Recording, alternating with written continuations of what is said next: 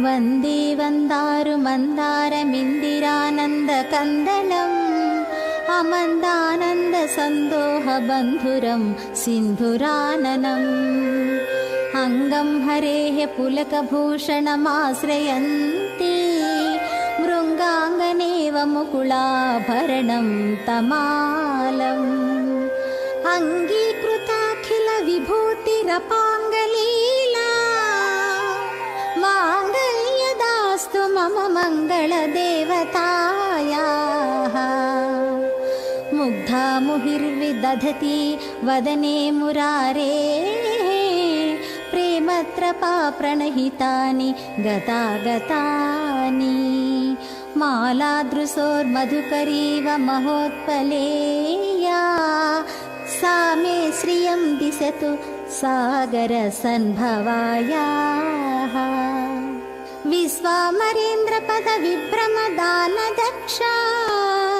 मानन्दहेतुरधिकं मुरविद्विषोऽपि ईशन्निषीदतु मयि क्षणमेक्षणार्धम् इन्दीवरोदर सहोदर मिन्दिरायाः अमीलिताक्षमधिगम्य मुदा मुकुन्दा मानन्दकन्दमनिमेषमनङ्गतन्त्रम् आकेकरस्थितकनीनीकपद्मनेत्रम् भूत्यै भवेन्मम भुजङ्गसेयाङ्गनायाः कालान्भुताळि ललितोरसिकैटभारे धाराधरे स्फुरति या तटिदङ्गनेवा मातः समस्तजगतां महनीयमूर्तिर्भद्राणि मे दिशतु भार्गवनन्दनायाः बाह्वन्तरे मुरजितः श्रितकौस्तुभेया हारावळीव हरिनीलमयी विभाति कामप्रदा भगवतोऽपि कटाक्षमाला कल्याणमावहतु मे कमलालयायाः प्राप्तं पदं प्रथमतः खलु यत्प्रभावात् माङ्गल्यभाजि मधुमाधिनि मन्मथेन मय्यापते तदिह मन्धरमेक्षणार्थं मन्दालसञ्च मकरालय कन्यकायाः दद्यादयानुपवनो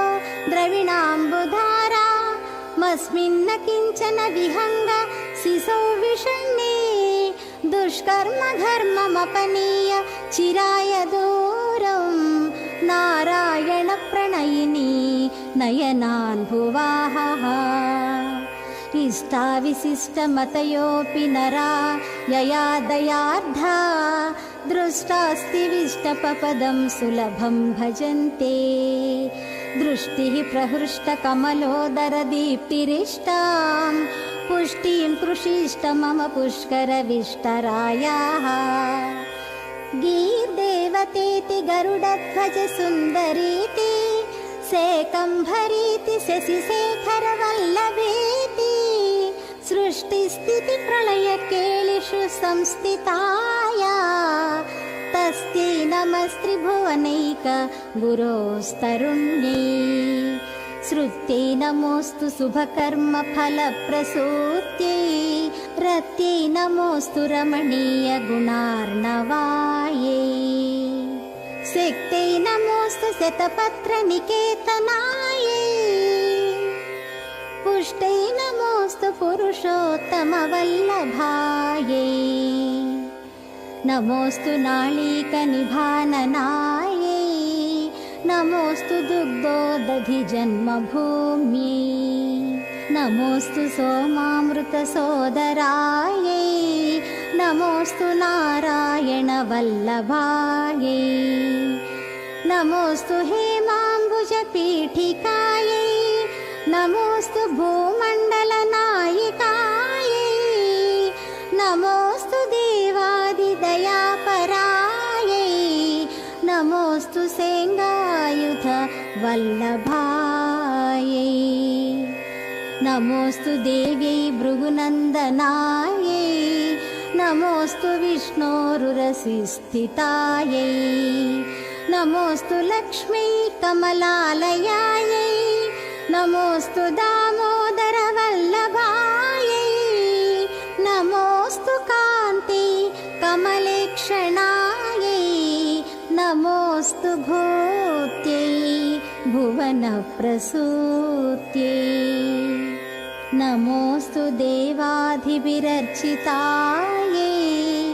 नमोऽस्तु नन्दात्मजवल्लभायै सम्पत्कराणि सकलेन्द्रियनन्दनानि साम्राज्यदाननिरतानि सरोरुहाक्षी त्वद्वन्दनानि दुरिता हरणोद्यतानि मामेव मातरनिशं कलयन्तु मान्ये यत्कटाक्षसमुपासनाविधिः सेवकस्य सकलार्थसम्पदः सन्तनोति वचनाङ्गमानसैस्त्वां मुरारी हृदयेश्वरीं भजे सरसिजनयने सरोजहस्ते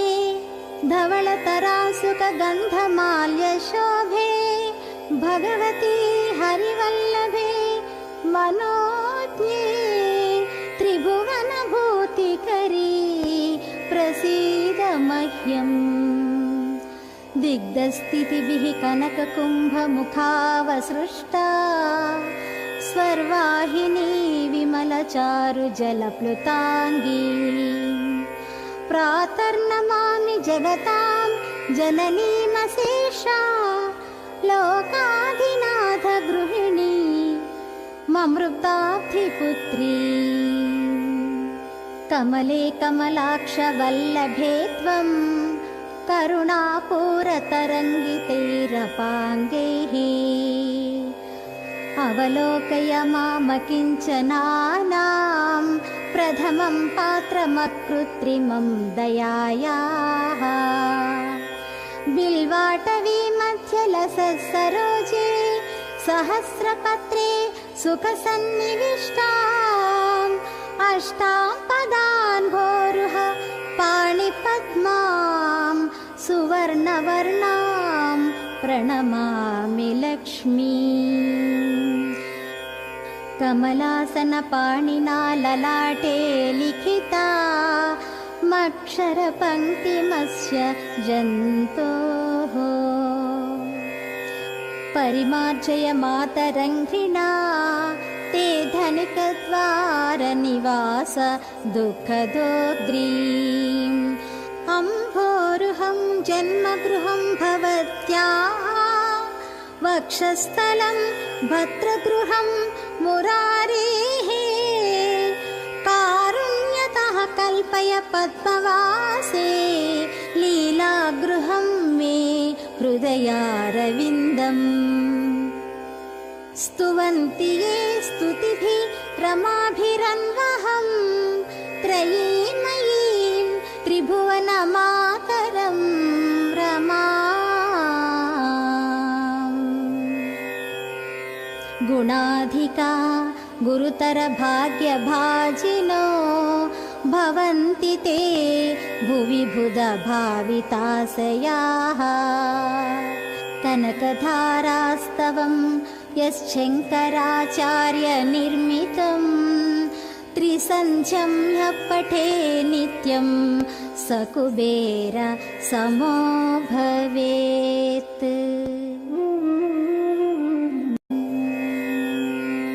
वन्दे वन्दारुमन्दारमिन्दिरानन्दकन्दलम्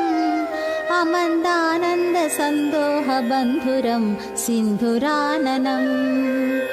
अङ्गं हरेः पुलकभूषणमाश्रयन्ति मृङ्गाङ्गनेव मुकुलाभरणं तमालम् अङ्गीकृताखिलविभूतिरपाङ्गलीला माङ्गल्यदास्तु मम मङ्गलदेवतायाः मुग्धा मुहिर्विदधति वदने मुरारेः त्रपा प्रणहितानि गतागतानि मालादृशोर्मधुकरीव महोत्पलेया सा मे श्रियं दिशतु सागरसन्भवायाः विश्वामरेन्द्रपदविभ्रमदानदक्षा मानन्दहेतुरधिकं मुरविद्विषोऽपि ईशन्निषीदतु मयि क्षणमेक्षणार्धम् इन्दीवरोदर सहोदर मिन्दिरायाः अमीलिताक्षमधिगम्य मुदा मुकुन्दा मानन्दकन्दमनिमेषमनङ्गतन्त्रम् आकेकरस्थितकनीनीकपद्मनेत्रम् भूत्यै भवेन्मम भुजङ्गसेयाङ्गनायाः कालान्भुताळि ललितोरसिकैटभारे धाराधरे स्फुरति या तटिदङ्गनेवा मातः समस्तजगतां महनीयमूर्तिर्भद्राणि मे दिशतु भार्गवनन्दनायाः बाह्वन्तरे मुरजितः श्रितकौस्तुभेया हारावळीव हरिनीलमयी विभाति कामप्रदा भगवतोऽपि कटाक्षमाला कल्याणमावहतु मे कमलालयायाः प्राप्तं पदं प्रथमतः खलु यत्प्रभावात् माङ्गल्यभाजि मधुमाधिनि मन्मथेन मय्यापते तदिह मन्धरमेक्षणार्थं मन्दालसञ्च मकरालय कन्यकायाः दद्यादयानुपवनो द्रविणाम्बुधारा मस्मिन्न किञ्चन विहङ्ग शिशौ विषण्णे दुष्कर्म धर्ममपनीय चिराय दूरं नारायण प्रणयिनी नयनान्भुवाः इष्टाविशिष्टमतयोऽपि नरा यया दयार्धा दृष्टास्ति विष्टपपदं सुलभं भजन्ते दृष्टिः प्रहृष्टकमलोदरदीप्तिरिष्टां पुष्टिं कृषिष्ट मम पुष्करविष्टरायाः गीर्देवतेति गरुडध्वज सुन्दरीति शेकम्भरीति शशिशेखरवल्लभेति सृष्टिस्थिति प्रलयकेलिषु संस्थिताया तस्यै नमस्त्रिभुवनैक गुरोस्तरुण्यै श्रुत्यै नमोऽस्तु शुभकर्म फलप्रसूत्यै रत्यै नमोऽस्तु रमणीय गुणार्णवायै शक्त्यै नमोऽस्तु शतपत्र निकेतनायै पुष्टै नमोऽस्तु पुरुषोत्तमवल्लभायै नमोऽस्तु नाळीकनिभाननायै नमोऽस्तु दुग्धोदधिजन्मभूम्यै नमोऽस्तु सोमामृतसोदरायै नमोऽस्तु नारायणवल्लभायै नमोऽस्तु हेमाम्बुजपीठिकायै नमोऽस्तु भूमण्डलनायिकायै नमोऽस्तु देवादिदयापरायै नमोऽस्तु सेङ्गायुध वल्लभायै नमोऽस्तु देव्यै भृगुनन्दनायै नमोऽस्तु विष्णोरुरसिस्थितायै नमोऽस्तु लक्ष्मी कमलालयायै नमोऽस्तु दामोदरवल्लभायै नमोऽस्तु कान्ति कमलेक्षणायै नमोऽस्तु भूत्यै भुवनप्रसूत्यै नमोऽस्तु देवाधिभिरर्चितायै नमोऽस्तु नन्दात्मजवल्लभायै सम्पत्कराणि सकलेन्द्रियनन्दनानि साम्राज्य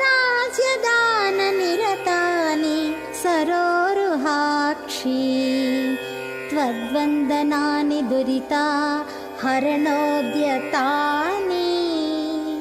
मामेव मातरनिशं कलयन्तु मान्ये यत्कटाक्षसमुपासनाविधिः सेवकस्य सकलार्थसम्पदः सन्तनोति वचनाङ्गमानसैस्त्वां मुरारी हृदयेश्वरीं भजे सरसि जनयने सरोजहस्ते धवलतरासुकगन्धमाल्यशोभे भगवती हरिवल्लभे मनोज्ञे त्रिभुवनभूतिकरी प्रसीद मह्यम् दिग्धस्थितिभिः कनककुम्भमुखावसृष्टा स्वर्वाहिनी विमलचारुजलप्लुताङ्गी प्रातर्नमामि जगतां जननीमशेषा लोकाधिनाथ गृहिणी ममृताब्धिपुत्री कमले कमलाक्षवल्लभे त्वं करुणापूरतरङ्गितैरपाङ्गैः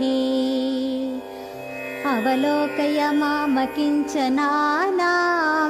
प्रथमं पात्रमकृत्रिमं दयायाः बिल्वाटवी मध्यलसत्सरोजे सहस्रपत्रे सुखसन्निविष्टाम् अष्टां पदान् भोरुह पाणिपद्मां सुवर्णवर्णां प्रणमामि लक्ष्मी कमलासनपाणिना ललाटे लिखिता मक्षरपङ्क्तिमस्य जन्तोः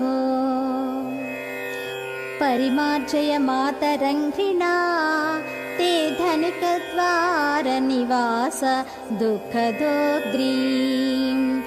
अम्भोरुहं जन्मगृहं भवत्याः वक्षस्थलं भद्रगृहं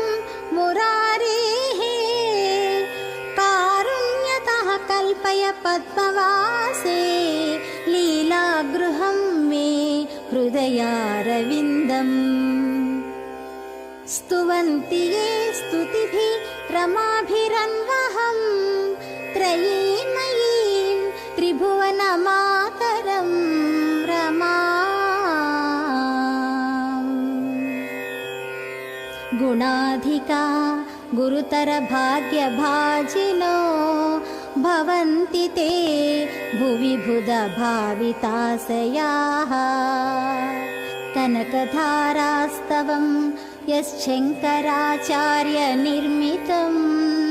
त्रिसन्ध्यं यः पठे नित्यं स कुबेर समो भवेत्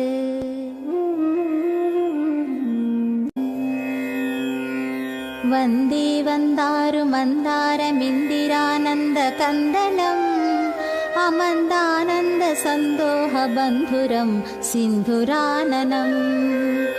अङ्गं हरेः पुलकभूषणमाश्रयन्ति मृङ्गाङ्गनेव मुकुलाभरणं तमालम् अङ्गीकृताखिलविभूतिरपाङ्गलीला माङ्गल्यदास्तु मम मङ्गलदेवतायाः मुग्धा मुहिर्विदधति वदने मुरारेः प्रेमत्रपा प्रणहितानि गतागतानि मालादृशोर्मधुकरीव महोत्पलेया सा मे श्रियं दिशतु सागरसन्भवायाः विश्वामरेन्द्रपदविभ्रमदानदक्षा मानन्दहेतुरधिकं मुरविद्विषोऽपि ईशन्निषीदतु मयि क्षणमेक्षणार्धम् इन्दीवरोदर सहोदर मिन्दिरायाः अमीलिताक्षमधिगम्य मुदा मुकुन्दा मानन्दकन्दमनिमेषमनङ्गतन्त्रम् आकेकरस्थितकनीनीकपद्मनेत्रम् भूत्यै भवेन्मम भुजङ्गसेयाङ्गनायाः कालान्भुताळि ललितोरसि कैटभारे धाराधरे स्फुरति या तटिदङ्गने वा मातः समस्तजगतां महनीयमूर्तिर्भद्राणि मे दिशतु भार्गवनन्दनायाः बाह्वन्तरे मुरजितः श्रितकौस्तुभेया हारावळीव हरिनीलमयी विभाति कामप्रदा भगवतोऽपि कटाक्षमाला कल्याणमावहतु मे कमलालयायाः प्राप्तं पदं प्रथमतः खलु यत्प्रभावात्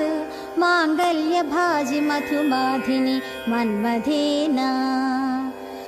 मय्यापते तदिह मन्धरमीक्षणार्थं मन्दालसञ्च मकरालय कन्यकायाः दद्यादयानुपवनो द्रविणाम्बुधारा मस्मिन्न किञ्चन विहङ्ग सिसौ विषण्णे दुष्कर्म धर्ममपनीय चिराय दूरं नारायण प्रणयिनी नयनान्भुवाः इष्टाविशिष्टमतयोऽपि नरा यया दयार्धा दृष्टास्ति विष्टपपदं सुलभं भजन्ते दृष्टिः प्रहृष्टकमलोदरदीप्तिरिष्टां पुष्टिं कृषिष्ट मम पुष्करविष्टरायाः गीर्देवतेति गरुडध्वज सुन्दरीति सेकम्भरीति शशिशेखरवल्लभेति सृष्टिस्थिति प्रलयकेलिषु संस्थिताया तस्यै नमस्त्रिभुवनैक गुरोस्तरुण्यै श्रुत्यै नमोऽस्तु शुभकर्म फलप्रसूत्यै रत्यै नमोऽस्तु रमणीय गुणार्णवायै शक्त्यै नमोऽस्तु शतपत्र निकेतनायै पुष्टै नमोऽस्तु पुरुषोत्तमवल्लभायै नमोऽस्तु नाळीकनिभाननायै नमोऽस्तु दुग्धोदधिजन्मभूम्यै नमोऽस्तु सोमामृतसोदरायै नमोऽस्तु नारायणवल्लभायै नमोऽस्तु हेमाम्बुजपीठिकायै नमोऽस्तु भूमण्डलनायिकायै नमोऽस्तु देवादिदयापरायै नमोऽस्तु सेङ्गायुध वल्लभायै नमोऽस्तु देव्यै भृगुनन्दनायै नमोऽस्तु विष्णोरुरसि स्थितायै नमोऽस्तु लक्ष्मी कमलालयायै नमोऽस्तु दामोदरवल्लभायै नमोऽस्तु कान्ति कमलेक्षणायै नमोऽस्तु भूत्यै भुवनप्रसूत्यै नमोऽस्तु देवाधिभिरर्चितायै नमोऽस्तु नन्दात्मजवल्लभायै सम्पत्कराणि सकलेन्द्रियनन्दनानि साम्राज्यदाननिरतानि सरोरुहाक्षी त्वद्वन्दनानि दुरिता हरणोद्यतानि मामेव मातरनिशं कलयन्तु मान्ये यत्कटाक्षसमुपासनाविधिः सेवकस्य सकलार्थसम्पदः सन्तनोति वचनाङ्गमानसैस्त्वां मुरारी हृदयेश्वरीं भजे सरसि जनयने सरोजहस्ते धवलतरासुकगन्धमाल्यशोभे भगवती हरिवल्लभे मनोज्ञे त्रिभुवनभूतिकरी प्रसीद मह्यम्। दिग्धस्थितिभिः कनककुम्भमुखावसृष्टा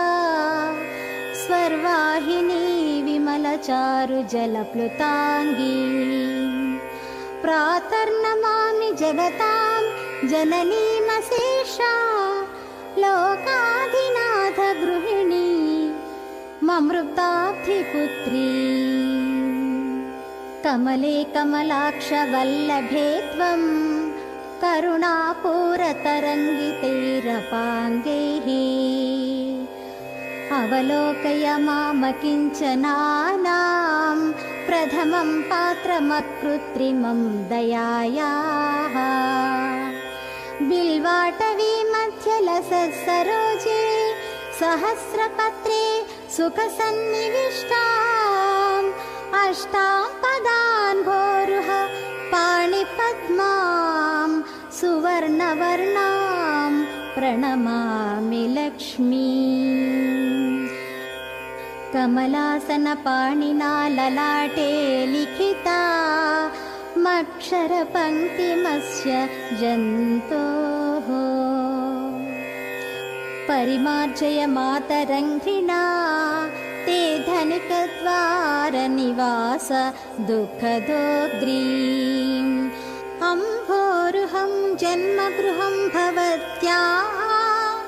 वक्षस्थलं भद्रगृहं मुरारेः कारुण्यतः कल्पय पद्मवासे लीलागृहं मे हृदयारविन्दम्। स्तुवन्ति ये स्तुतिभिः रमाभिरन्वहं त्रयीमयीं त्रिभुवनमातरं रमाम्। गुणाधिका गुरुतरभाग्यभाजिनो भवन्ति ते भुवि बुधभाविताशयाः। कनकधारास्तवं यश्शङ्कराचार्यनिर्मितं त्रिसन्ध्यं यः पठे नित्यं स कुबेर समो भवेत्।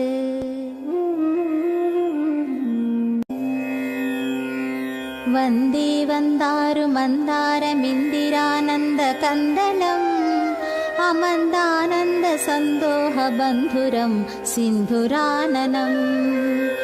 अङ्गं हरेः पुलकभूषणमाश्रयन्ति मृङ्गाङ्गनेव मुकुलाभरणं तमालम्। अङ्गीकृताखिलविभूतिरपाङ्गलीला माङ्गल्यदास्तु मम मङ्गलदेवतायाः। मुग्धा मुहिर्विदधति वदने मुरारेः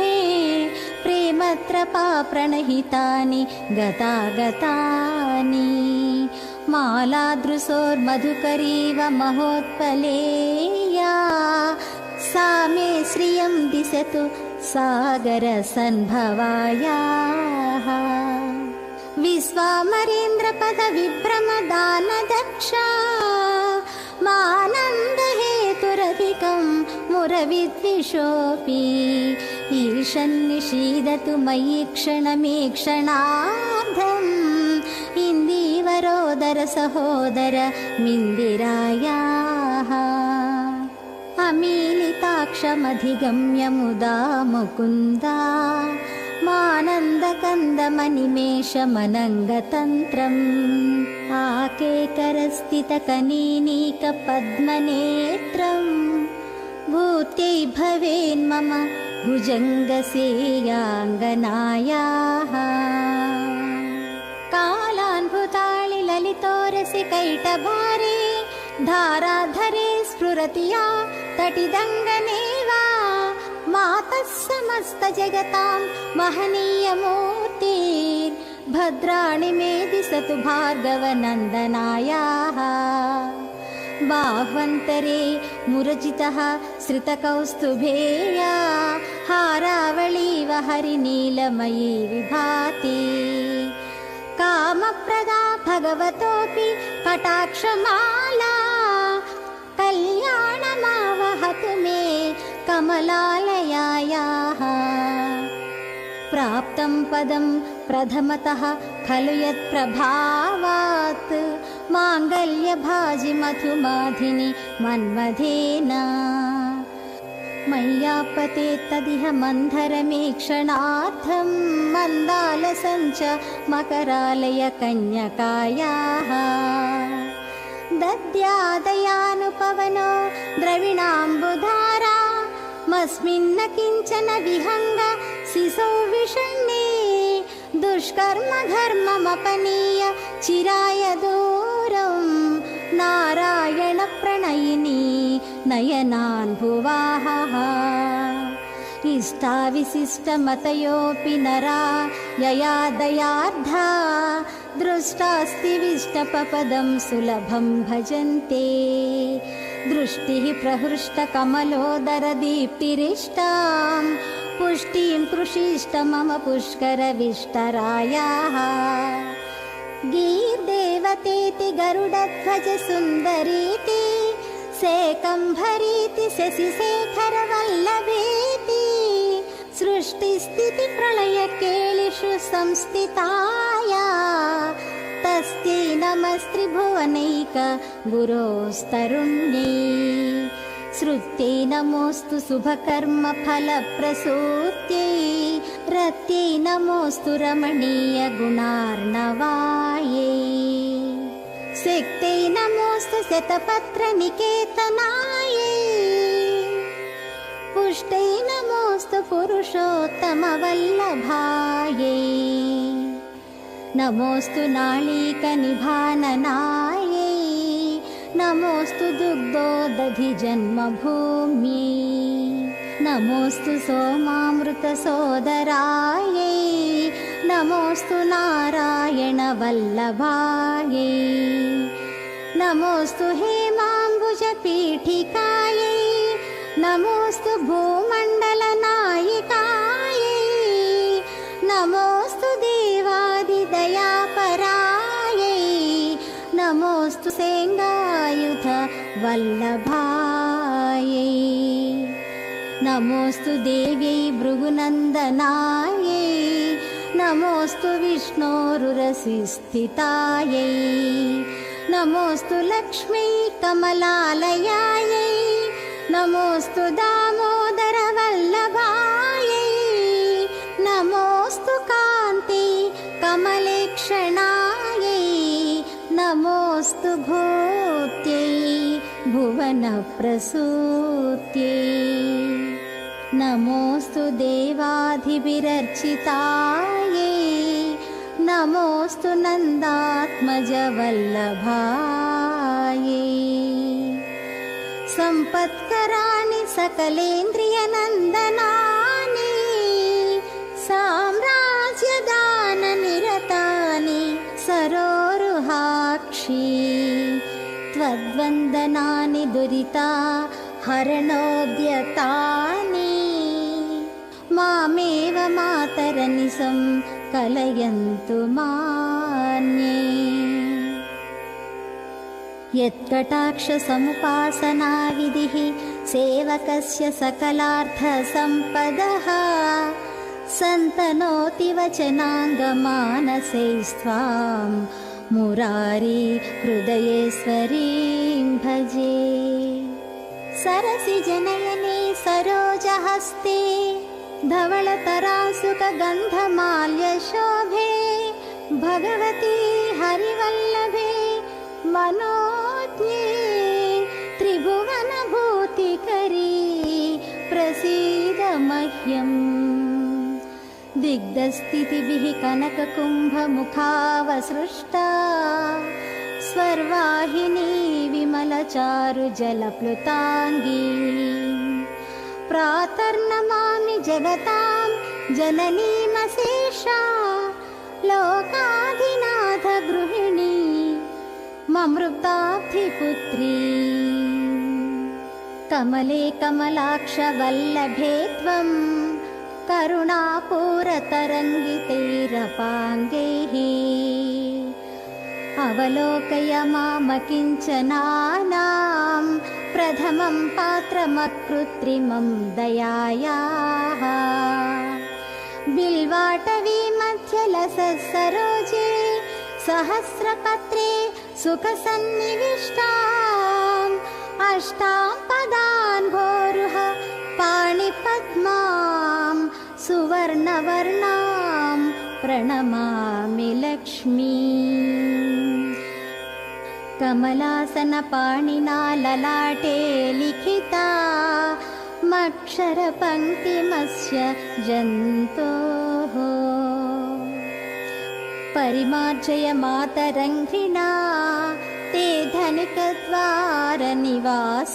दुःखदोग्रीम् अम्भोरुहं जन्मगृहं भवत्या वक्षस्थलं भद्रगृहं मुरारेः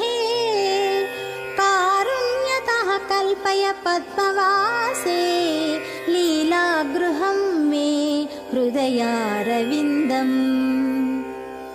स्तुवन्ति ये स्तुतिभिः रमाभिरन्वहं त्रयीमयीं त्रिभुवनमातरं रमाम् गुणाधिका गुरुतरभाग्यभाजिनो भवन्ति ते भुवि बुधभाविताशयाः कनकधारास्तवं यश्शङ्कराचार्यनिर्मितं त्रिसन्ध्यं यः पठे नित्यं स कुबेर समो भवेत् वन्दे वन्दारुमन्दारमिन्दिरानन्दकन्दलम् अमन्दानन्दसन्दोहबन्धुरं सिन्धुराननम् अङ्गं हरेः पुलकभूषणमाश्रयन्ति मृङ्गाङ्गनेव मुकुलाभरणं तमालम् अङ्गीकृताखिलविभूतिरपाङ्गलीला माङ्गल्यदास्तु मम मङ्गलदेवतायाः मुग्धा मुहिर्विदधति वदने मुरारेः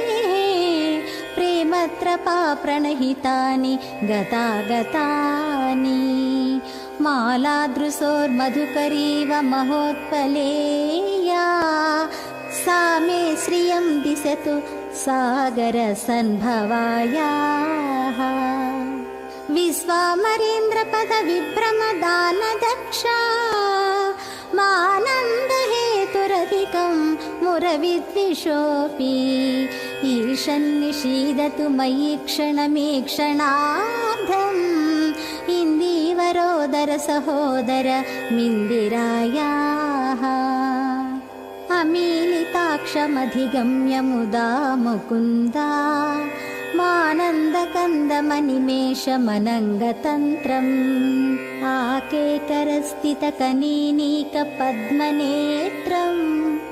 भूत्यै भवेन्मम भुजङ्गसेयाङ्गनायाः कालान्भुताळि ललितोरसि कैटभारे धाराधरे स्फुरति या तटिदङ्गनेवा मातः समस्तजगतां महनीयमूर्तिर्भद्राणि मे दिशतु भार्गवनन्दनायाः बाह्वन्तरे मुरजितः श्रितकौस्तुभेया हारावळीव हरिनीलमयी विभाति कामप्रदा भगवतोऽपि कटाक्षमाला कल्याणमावहतु मे कमलालयायाः प्राप्तं पदं प्रथमतः खलु यत्प्रभावात् माङ्गल्यभाजि मधुमाधिनि मन्मथेन मय्यापते तदिह मन्धरमेक्षणार्थं मन्दालसञ्च मकरालय कन्यकायाः दद्यादयानुपवनो द्रविणाम्बुधारा मस्मिन्न किञ्चन विहङ्ग सिसौ विषण्णे दुष्कर्म घर्ममपनीय चिराय दूरं नारायण प्रणयिनी नयनान् भुवाहः इष्टाविशिष्टमतयोऽपि नरा यया दयार्धा दृष्टास्ति विष्टपपदं सुलभं भजन्ते दृष्टिः प्रहृष्टकमलोदरदीप्तिरिष्टां पुष्टिं कृषिष्ट मम पुष्करविष्टरायाः गीर्देवतेति गरुडध्वज सुन्दरीति सेकम्भरीति शशिशेखरवल्लभेति सृष्टिस्थितिप्रलयकेलिषु संस्थिताया तस्यै नमस्त्रिभुवनैक गुरोस्तरुण्यै श्रुत्यै नमोऽस्तु शुभकर्म फलप्रसूत्यै रत्यै नमोऽस्तु रमणीय गुणार्णवायै शक्त्यै नमोऽस्तु शतपत्र निकेतनायै पुष्टै नमोऽस्तु पुरुषोत्तमवल्लभायै नमोऽस्तु नाळीकनिभाननायै नमोऽस्तु दुग्धोदधिजन्मभूम्यै नमोऽस्तु सोमामृतसोदरायै नमोऽस्तु नारायणवल्लभायै नमोऽस्तु हेमाम्बुजपीठिकायै नमोऽस्तु भूमण्डलनायिकायै नमोऽस्तु देवादिदयापरायै नमोऽस्तु सेङ्गायुध वल्लभायै नमोऽस्तु देव्यै भृगुनन्दनायै नमोऽस्तु विष्णोरुरसिस्थितायै नमोऽस्तु लक्ष्मी कमलालयायै नमोऽस्तु दामोदरवल्लभायै नमोऽस्तु कान्ति कमलेक्षणायै नमोऽस्तु भूत्यै भुवनप्रसूत्यै नमोऽस्तु देवाधिभिरर्चितायै नमोऽस्तु नन्दात्मजवल्लभायै सम्पत्कराणि सकलेन्द्रियनन्दनानि साम्राज्यदाननिरतानि सरोरुहाक्षी त्वद्वन्दनानि दुरिता हरणोद्यतानि मामेव मातरनिशं कलयन्तु मान्ये यत्कटाक्षसमुपासनाविधिः सेवकस्य सकलार्थसम्पदः सन्तनोति वचनाङ्गमानसैस्त्वां मुरारी हृदयेश्वरीं भजे सरसिजनयने सरोजहस्ते धवलतरासुकगन्धमाल्यशोभे भगवती हरिवल्लभे मनोज्ञे त्रिभुवनभूतिकरी प्रसीद मह्यम् दिग्धस्थितिभिः कनककुम्भमुखावसृष्टा स्वर्वाहिनी विमलचारुजलप्लुताङ्गी प्रातर्नमामि जगतां जननीमशेषा लोकाधिनाथ गृहिणी ममृताब्धिपुत्री कमले कमलाक्षवल्लभे त्वं करुणापूरतरङ्गितैरपाङ्गैः अवलोकय मामकिञ्चनानां प्रथमं पात्रमकृत्रिमं दयायाः बिल्वाटवी मध्यलसत्सरोजे सहस्रपत्रे सुखसन्निविष्टाम् अष्टां पदान्भोरुह पाणिपद्मां सुवर्णवर्णां प्रणमामि लक्ष्मी कमलासनपाणिना ललाटे लिखिता मक्षरपङ्क्तिमस्य जन्तोः परिमार्जय मातरङ्घ्रिणा ते धनिकद्वारनिवास दुःखदोग्रीम् अम्भोरुहं जन्मगृहं भवत्याः वक्षस्थलं भद्रगृहं मुरारेः कारुण्यतः कल्पय पद्मवासे लीलागृहं मे हृदयारविन्दम् स्तुवन्ति ये स्तुतिभिः रमाभिरन्वहं त्रयीमयीं त्रिभुवनमातरं रमा गुणाधिका गुरुतरभाग्यभाजिनो भवन्ति ते भुवि बुधभाविताशयाः कनकधारास्तवं यश्शङ्कराचार्यनिर्मितं त्रिसन्ध्यं यः पठे नित्यं स कुबेर समो भवेत्।